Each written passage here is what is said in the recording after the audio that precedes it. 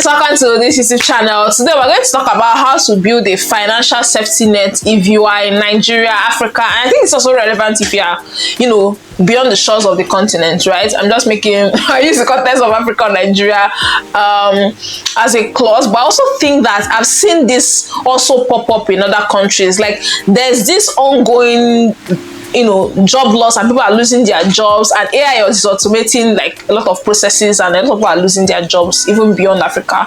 So I want to share key things I think you should do if you want to build a financial safety net. Especially financial safety net in Africa is not a luxury, it's a must-have. I was sharing earlier that every household is one sickness away from poverty, right? Because people have not set aside, portions of their income for emergency. Setting aside portions of your income for emergency, even as a Christian, is not that you're anticipating that something bad will happen. It's like taking out an insurance policy, but you're hoping not to use it, right? But that if there's an occasion for you to use it, you have this thing there. And I'm also sharing this story because I think it was like 5 years ago when my mom was sick. It was like every salary I had was used for a medical bill. Like there was nothing. We're literally living on vibes and the mercies of God, right? But if you have that money set aside, in those situations you will use that money and you will still maintain whatever salary you have. Let's say an example, 5 years ago you decided that 5% of your income, no matter what it is, will go to an emergency fund. If you have an emergency and then you have used the other aspects of your budget to save, to invest, to build assets and things like that, and you have this 5%, it means that after 5 years, what that 5% is, if you have an emergency, that's what you will use. Then when you receive your salary, you will still be able to maintain your budget line time because you have an emergency fund, right? And I know, and I struggle with this, I'm also sharing this, which is like sometimes it's hard to do. Not that for me, I don't think it's because I think it's because I'm heavily investing in this season. It's like all my emergency funds are going into investment, and then after some time I'm going to not take it out and have an emergency fund. But that's dangerous, and that's not the right place to be, because your investment should really be an account that you do not touch, such that you have you have a bulk money that you are using to invest and invest and invest. You are not all the time you are withdrawing from your investment account.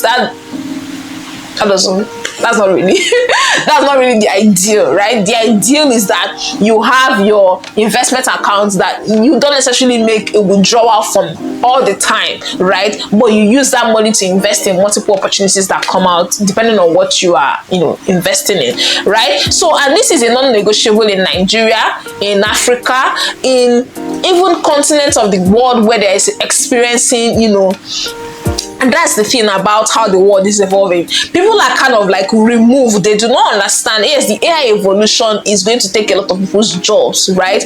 But people are not actively planning for it.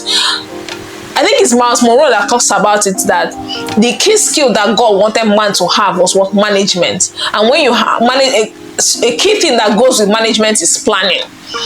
Now, if you're in 2025 and you're on YouTube, you have probably heard how AI is taking over people's jobs. Like, but what plans are you making for it? What plans? Like, what is your active contribution? What is your strategy towards when AI will take your job? People are not thinking through about it. They're just waiting for one day they're going to wake up and then say, AI has taken my job, and you come on social media and start ranting about it. It's to make a plan. You've already heard about this. You've already known about this. It's to make a plan, right? So today is planning about your safety net, right? About your financial safety net.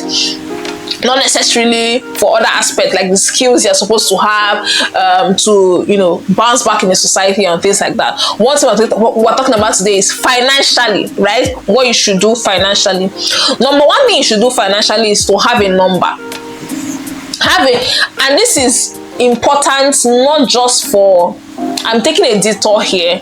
This is important not just for financial safety net for emergencies, also for business. Someone asked me, I think someone shared this and I implemented this in my life, which is have a number that is kind of, I think it was Leila Homozi that shared about it. Have a number that is kind of your, she calls it fuck you money, but have a number that is kind of your comfort money before you enter a business, such that any other money you have, you will actively pursue that business, knowing that that's also why I take my business a different type of way. I have a safety net, like I have my comfort money, and I'm investing. If you say it's a conference, if you say it's strategy, if you say it's branding, if you say it's communication, I'm willing to invest in that to make sure it succeeds, and I'm not desperate. And that's a negative thing for business owners is desperation, right? People are not okay with like the business not working out in the first few months. Everybody's just desperate and you're dabbling around things. Even when I had comfort money, I was still desperate around things. Like kind of God had to bring me out of that desperation. But that's the thing, have a comfort money. Even when you want to start a side hustle, have a comfort money that this is not your life, like this is not your whole source of income. It will help you make the right decisions, right? It will also help you keep you away from desperation. It's also good for safety net. Have a number that you are working towards and say, in 5 years I want to have 10 million naira that is in my emergency fund, right? This month I'm not going to touch it. I'm going to use it if anything happens. If nothing happens, I'll probably use it to travel, right? Have an emergency fund. And also, one thing about emergency fund is that, and that's one thing with also picking a number, is that as your lifestyle increases, your number would likely increase, right? If I say now that I need 1 million naira to live 6 months in Lagos and I'll be fine, and I will not necessarily, whatever happens to my job, I'll be able to in that 6 months figure out my next steps, right? If I'm living in a highbrow area and I have a certain type of lifestyle and things like that, that 1 million naira might not be enough, right? So I can't just also pick an arbitrary number. Think about it critically before you pick a number. What amount can sustain you 3 to 6 months, right? Don't pick arbitrary and say 10 million looks good, right? Think about it based on your lifestyle. Remember, the issue is that, example, if you had a job loss, the ideal thing is that within the 3 to 6 months, your emergency funds can sustain your current lifestyle for those 3 to 6 months before you get another one, right? So think about it that way, right? So this is not a fun money, this is a survival money in case anything happens, right? In case a pandemic happens, in case there's a job loss, in case there's a medical emergency, in case there's a setback in anything, right? Is your emergency funds. And it's different from your investment funds. Do it differently, right? So that's the thing that you should think about, and that's where you really need thoughts on. This fund can cover like your rent, right? 3 to 6 months, depending on how you're paying your rent, right?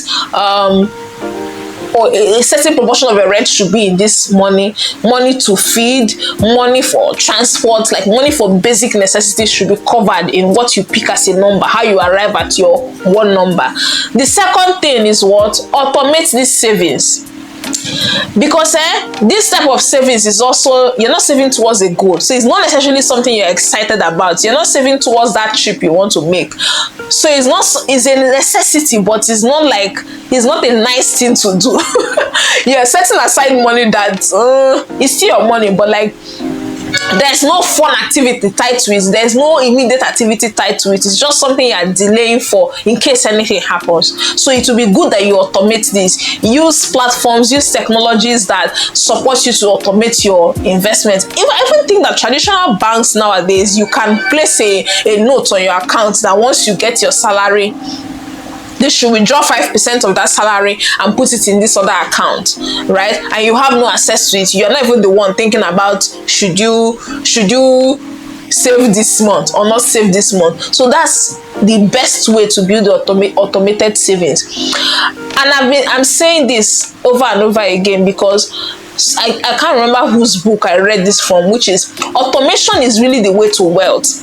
If you leave all your financial decisions so that you will make them based on your willpower, it won't always work all the time. There will be months, like I can tell you, there are some of my investment decisions that I have not automated. There are months where I am debating if I should do it or not. While I know deep down I should do it, but I'm just saying, maybe I should use this money for something else. And there will be months where you totally miss it, right? It will skip you your mind, you will use the money for something else. So a good way to build wealth and to build that discipline is to automate it. Remove the decision from yourself. Don't say I can do it, I will remember.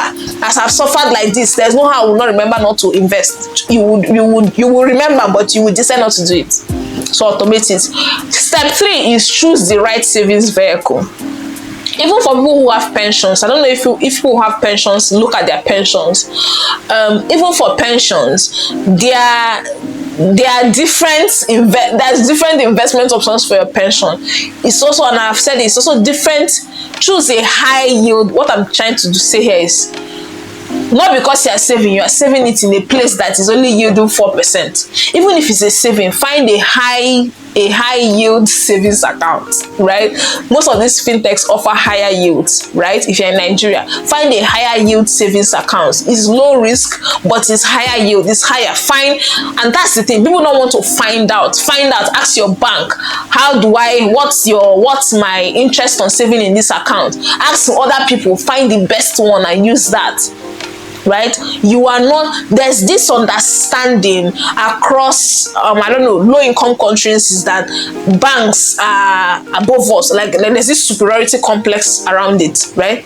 Banks need your money. Without your money, they're not in business. So be willing to ask them information. Be empowered. Let this video empower you to ask them, like, how much is the interest on this account, and what are the terms of it? There's also something I've noticed with savings accounts, is that when you withdraw in a couple of times in that savings account, you will lose that interest. So also find out about that, right? If you're having a savings account, they tell you 7%. You say, what's the terms of the savings? They will say, for example, if you withdraw 3 times in a month, you will forfeit that savings. You say, okay. You ask another bank, you ask another institutions, you ask another fintech, and you compare which of them favors you. You are the customer they are looking for. It's not you looking for them. You are the customer. Right? Choose the right savings vehicle. Don't now say it's emergency fund, you put it anywhere. Always find opportunities to, without low effort, you maximize. It's maximizing your investment on your money, whatever that is. Anybody that's going to give you an extra 1%, you take it, right? As long as the terms are good, right? Explore. I don't want to do any recommendations for any app, but ask the popular ones, the Piggyverse, Cowrywise, banks. Ask and compare and sit down and say, this person is giving me if I withdraw 3 times, this person is giving me if I withdraw 2 times, this person is giving me if I withdraw 4 times. What are the numbers? You say this is higher, I put my money there. It's your money. They need your money. Think about it, right? So choose the right savings vehicle. Number 4 is also debt. One thing with saving, when you have debt is a bit tricky, right? Whether you're a Christian, whether you're a business owner, there's always a dance about debt, right? But one thing about debt is try to ensure that your debt is manageable. So if you are really going to do this emergency fund, one thing to think about is if your debt is manageable. This is, I earn 50,000. 2% is my rent, my income, my everything, my regular expenses.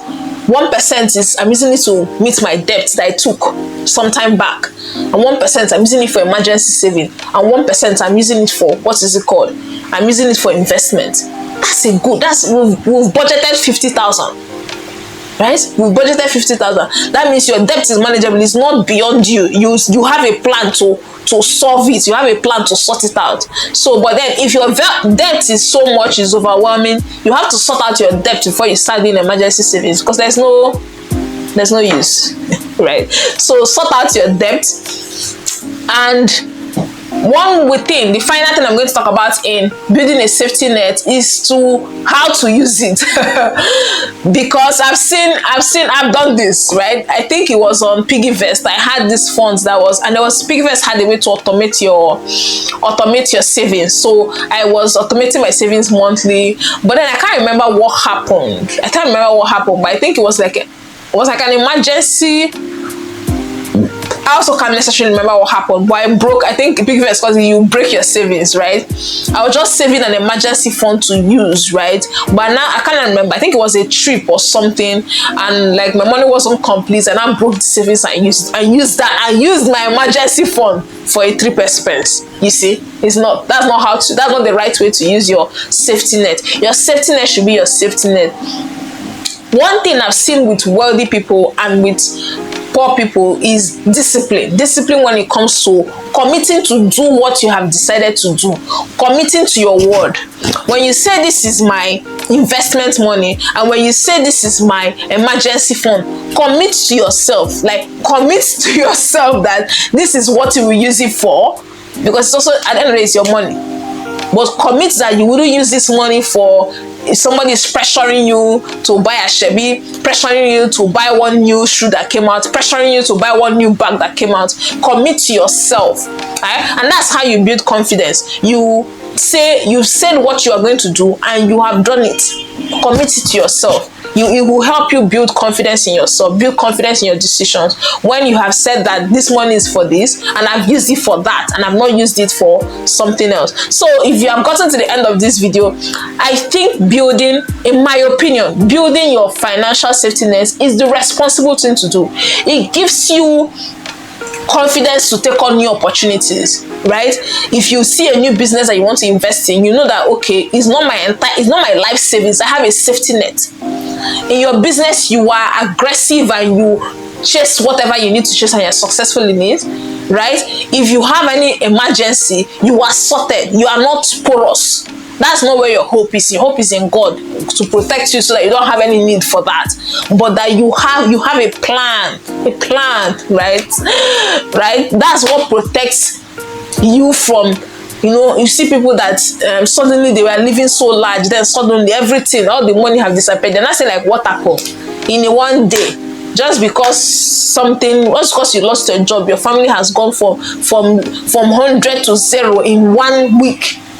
That does not prove, good management skills. You think about that, doesn't prove good management skill. That once your job ends now, like there's nothing, you can't sustain yourself for those 3 to 6 months where you quickly find something else doing. That's not a good management skill. So thank you. Tell me in the comment section what's the biggest challenge you face when trying to save money, and I will definitely do a video on sharing what to do.